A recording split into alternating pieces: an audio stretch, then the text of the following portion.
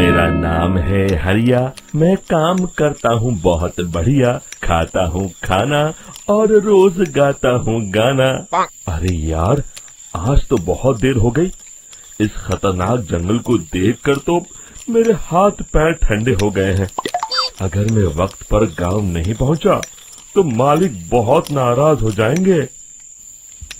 तभी हरिया को एक आवाज सुनाई देती है। सुनिए हरु जी। अरे, ये आवाज किसने दी? तभी हरिया को सामने कुछ दूर एक औरत खड़ी दिखाई देती है। अरे भाई, ये औरत अकेली इतनी रात को इस जंगल में क्या कर रही है? चलकर पूछना पड़ेगा। फिर हरिया अपनी बैलगाड़ी उस औरत के सामने लाकर रोक देता है और उससे पूछता है। अरे सुनिए, आप इतनी रात को इस खतरनाक जंगल में अकेली क्या कर रही हैं? तभी वो औरत मीठी आवाज में कहती है, अरे हरु जी, आप आ गए। मैं कब से आपका इंतजार कर रही थी। वैसे तो यहाँ से काफी लोग गुजर चुके हैं, लेकिन मैं खास आपका इंतजार कर रही थी। अच्छा, तुम सच कह रही हो? मुझे तो यकीन नहीं हो रहा है। वो क्या है ना, आज तक किसी ने मुझसे इतने प्यार से बात नहीं की। हाँ हाँ हरु जी, मैं सच कह रही हूँ। अब देर मत करिए और जल्दी से मुझे मेरे घर तक छोड़ दीजिए। हाँ हाँ, कौन सी बड़ी बात है, अभी छोड़ देता हूँ। आप मेरे पीछे बैलगाड़ी में बैठ जाइए और मुझे रास्ता बताते चलिए। फिर वो औरत हरिया की बैलगाड़ी में बैठ जाती है और हरिया बैलगाड़ी हाँकता हुआ आगे चल पड़ता है। फिर उस औरत के बताए हुए रास्ते पर चलते चलते हरिया बैलगाड़ी लेकर एक काली गुफा के आगे आकर रुक जाता है। हरिया उस औरत से पूछता है, हाँ देवी जी, आपका घर कहाँ है? यहाँ तो एक गुफा के अलावा और कुछ नहीं है। तभी अचानक वो औरत हवा में उड़ने लगती है। देखते ही देखते उसका सुंदर रूप एक डरावनी चुड़ैल में बदल जाता है और वो जोर जोर से हंसती है। अरे तू तो एक नंबर का बेवकूफ निकला। तू तो बड़ी आसानी से मेरी बातों में आ गया। अरे मर गया रे, ये तो एक चुड़ैल है। हे भगवान बचा ले, ये तो बड़ी डरावनी दिखाई दे रही है। और फिर अगले ही पल हरिया की बैलगाड़ी में रखा सारा सामान हवा में उड़ता हुआ उस काली गुफा के अंदर चला जाता है और वो चुड़ैल भी उस गुफा के अंदर जाकर कहीं गायब हो जाती है। हरिया ये नजारा देख बुरी तरह घबरा और परेशान हो जाता है। अरे, ये चुड़ैल तो मेरा सारा सामान लेकर गुफा में गायब हो गई। अब क्या होगा? अगर मैं गांव खाली हाथ गया तो मालिक मेरी अच्छी खबर लेंगे। मेरी इस बात का कोई यकीन भी नहीं करेगा। फिर आखिर वही हुआ। हरिया के मालिक चंपक सेठ को हरिया की किसी भी बात पर रत्ती भर भी यकीन नहीं हुआ। चंपक सेठ को लगा हरिया झूठ बोल रहा है और उसने ही लालच में आकर सारा सामान हड़प कर लिया है। फिर हरिया को बेईमान समझकर चंपक सेठ उसे काम से निकाल देता है।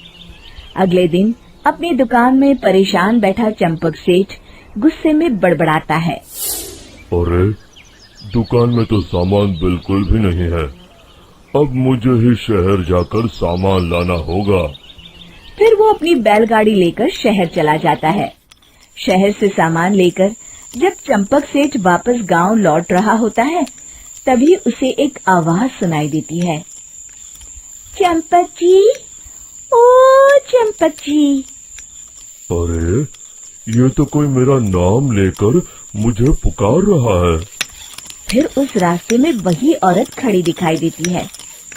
फिर क्या था, हरिया की तरह चंपक सेठ भी उस औरत के पास अपनी बैलगाड़ी लेकर जाता है और वो भी उसकी चिकनी चुपड़ी बातों के मुंह जाल में फंस जाता है।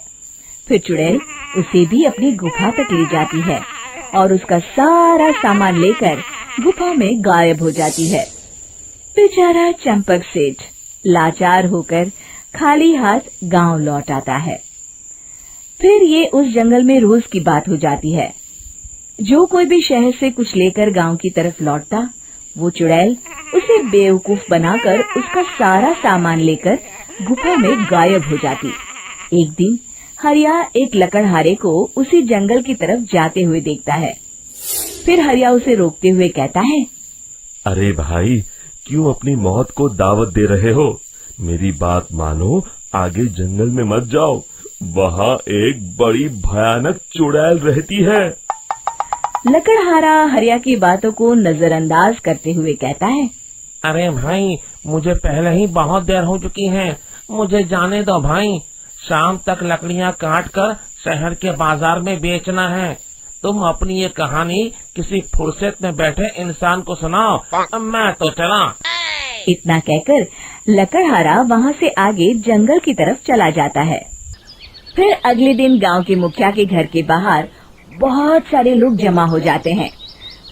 तभी हाथ में कुल्हाड़ी लिए खड़ा लकड़हारा कहता है, अरे मुखिया जी, अब आप ही हमें बचाइए उस जंगल वाली चुड़ैल से। हमारा सारा काम तो शहर से ही होता है। अरे मुखिया जी, उस चुड़ैल की वजह से तो मैं पूरी तरह बर्बाद हो गया हूँ। हम सबको मिलकर उस चुड़ैल का कोई इलाज करना पड़ेगा। तभी भीड़ में खड़ा वीरा कहता है, आप लोग चिंता मत करिए, कल से वो चुड़ैल किसी को नहीं लूट पाएगी। मेरे पास एक बहुत अच्छी तरकीब है। तभी चंपक सेठ उसका मजाक उड़ाते हुए कहता है, अरे तेरा नाम वीरा है तो क्या हुआ? तूने अभी उस चुड़ैल को देखा नहीं है? जाकर अपना काम कर, बड़ा आया।